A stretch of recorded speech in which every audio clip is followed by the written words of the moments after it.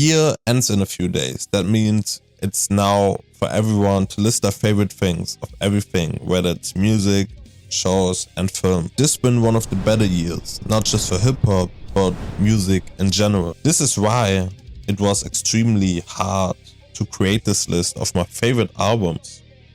Also, for the fact that I wasn't listening to as much newer music. Before we begin, I want to set some key metrics in how and why I set a certain set of albums in a certain position ahead of other albums, so that y'all won't need to ask me, and why isn't this album ahead of this album? Besides the obvious metrics like writing, the depth behind it, how it obviously sounds sonically, for me one of the biggest and most important metrics is the replayability. How much did I come back to an album? If I enjoyed an album but I only listened to it once or twice, it won't be higher most of the times than an album that I listened to 10 or 20 times. There's still obviously a balance to it. So I won't just put Vultures 2 ahead of, I don't know, Brad from Charlie XCX ahead of it because I listened to it more. Let's start with some of the honorable mention. The first honorable mention is perfectly what fits into my metric system, which will be a good example for y'all. Beyonce's Cowboy Carter. A great addition after previous two albums. Really like the country sound. Also her performance at the NFL halftime show was really cool. Christmas, I think, was it? Yeah, but it was not just an album I came back to. I'm not too big on the country sound. Even though I like the album, it's not something I would listen to regularly. And I did like her covering the Beatles song, which is actually my favorite Beatles song ever. Also liked her trying to break through the box of like country music, trying to add other sounds into it. Number 2 is Metro Boomin's We Don't Trust You with Future. The production is pretty much what we expected from Metro following his Heroes and Villains album. Future did great, the features were cool, the song Cinderella, Like That type shit with Cardi, you know, a good album. Next we have P&D, Party Next Door 4, his 4th album of a self-titled run. I really love R&B, so I'm kind of like disappointed this year that there weren't that many great R&B albums. I just put this on here because I liked it. My problem with it was that the singles that were released were so much better than probably most of the album. Some of the tracks that I did like from the album were No Chill, Cheers, and Make It to the Morning. Next we have an underground rapper, and it is Shay. Say So Sass. That album was really good. I'm not a big fan of underground music because there's a lot of unoriginality, a lot of copies in there, but Shay isn't like that to me because he seems like really unique in his sound. His rap still has that underground touch, but it's like more, a little bit electronic, more like has those kind of like Japanese sounds, Japanese inspirations, Japanese samples he used a lot. So you can tell that he really likes anime for sure. Yeah, this album was really good. I like Cut Off Your Hands, Nunca Hace Cocaína. Those were my favorite 2 tracks. Pissy Coffee was also really good. The last honorable mention is Beer Badubi's album This Is How Tomorrow Moves. If I would rank them, the honorable mentions that they aren't in particular order, it would be probably the 15th spot because I liked it, but I was so much more of a fan of Beertopia. I really liked Beertopia.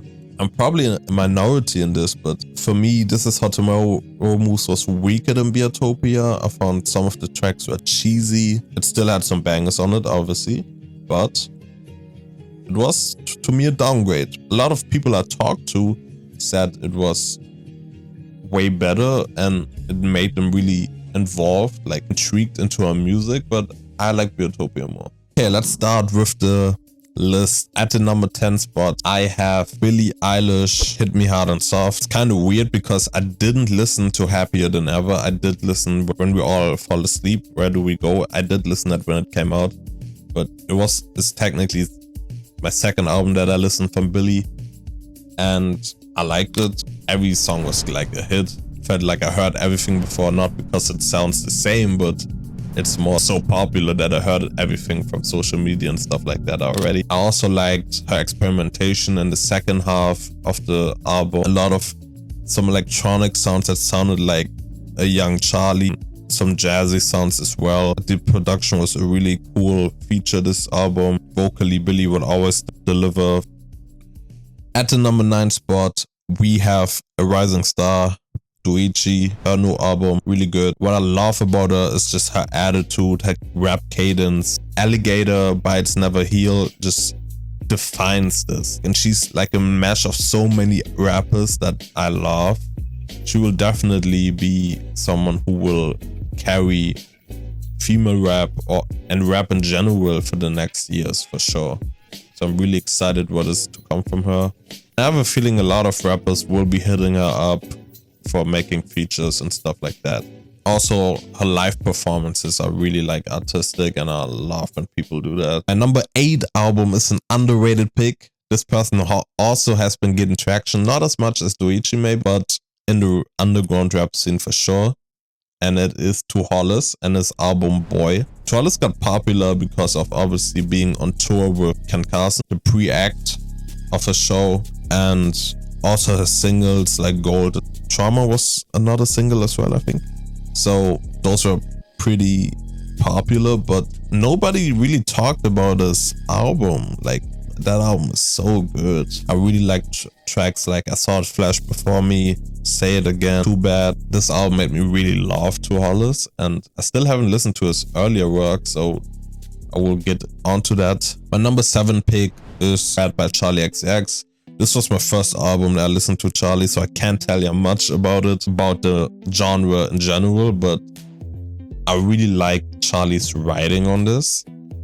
And the history of me getting to the album was kind of funny, because one day we were doing like this aux battle and I played it, and then everyone else kept playing Charli XCX tracks, and we kind of like fucked with the tracks, you know. The tracks were kind of good, and yeah, and that's how I got to like the album. Listen to it private a lot. Like I already said, I think Charli's writing is super underrated because her production just stands out so much. Everything Is Romantic, my favorite track. Go to number 6, and this is a hot take because most people didn't like this album at all. And it is Metro and Future's We Still Don't Trust You. And people who know Future, who know what I'm talking about here. It is exactly like in 2017 when Future dropped his self-titled album, and Hendrix. Hendrix is more emotional, more toxic, more romantic, and so on. More vulnerable in his drug abuse. I've always been a lover for Hendrix, and that's why I love We Still Don't Trust You so much more. It has the sound. And Metro's production, I think, is better, honestly. Maybe not better, but he branches out more in the sound, because We Don't Trust You still is like, production was something we expected from Metro. We Still Don't Trust You was completely different to me, especially like the first 10 tracks. It is slightly bloated. I listened to it everywhere in the gym when I was working. That's why it's number 6. Next, we have Imaginal Disc by Magdalena Bay. My reasoning for listening to this album in the first place was I saw the album cover on Twitter and I needed to listen to it. And it reflected the songs as well. The songs are really cool to listen to. I love the production on this. I listened to it for like 2 weeks and I didn't even know Magdalena Bay was a band of 2 people. Favorite tracks were Love Is Everywhere, Tunnel Vision, Cry For Me, Death and Romance as well, Vampire in the Corner. Now from the top 4 and onwards, it's gonna be complicated because everything is pretty much on the same level. Number 4 is Kendrick Lamar, GNX. I love this album. Came completely as a surprise. What I especially love of Kendrick in this album is that he like meshes the sound that he wants to make, the West Coast sound, hit making sound, with the still introspective lyrics in some tracks like Reincarnated, Gloria, Luther. He kind of like has more freedom now because he broke through the shell of like being bounded and only doing introspective music after like Good Kid, Mad City and T-Pop and Damn. which led obviously to his writer's block, which he talked about in Gloria. One slight issue that I had with it though is the reason why I put the next album ahead of it. It is Blue Lips by Schoolboy Q. Production wise, it was kind of like one-dimensional at some points, and Blue Lips doesn't do that. I think Blue Lips and GNX are kind of similar, but Schoolboy Q does it better. Honestly, production wise, the production is so good. My favorite tracks on this were Blue Slides, Funk Out For Me, Lovebirds, Yeah, and One on One.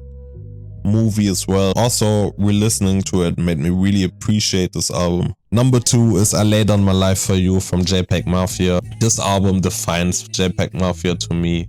He is like this rock and rap sound, completely going into a different direction from Scaring the House with Danny Brown. Like, he just shows that he can do everything, every type of rap, subgenre of rap. He can do anything, honestly. He's insane. His production is great. I was so excited to see him produce on Vultures, but you can just tell that Kanye's vision just restricted him in his production. I think everybody who knows slightly about my channel knows my most popular video, my longest video as well. It's about a certain artist, and it is Tyler the Creator, Chromacopia. I'm still undecided where I would place it in his album catalog. I can relate to a lot of things in that album, and Chromacopia just goes to so many things, and everything like combines into this theme of adulthood and growing up, and it's really personal to Tyler, but he still made it relate to like a lot of other people, to like the listeners. And Tyler has like this special gift to like affect people with his music, and that's why I really love this album. My favorite tracks, Like Him, Tomorrow, I love every track on this. This was my list, my 2024 list from my favorite albums this year. I hope you enjoyed the video. Leave down a like and subscribe. I want to know your list from this year, and write down some recommendation from albums that dropped this year that I should listen to, because I haven't listened to much music this year, honestly. Thanks for watching, and see ya next year.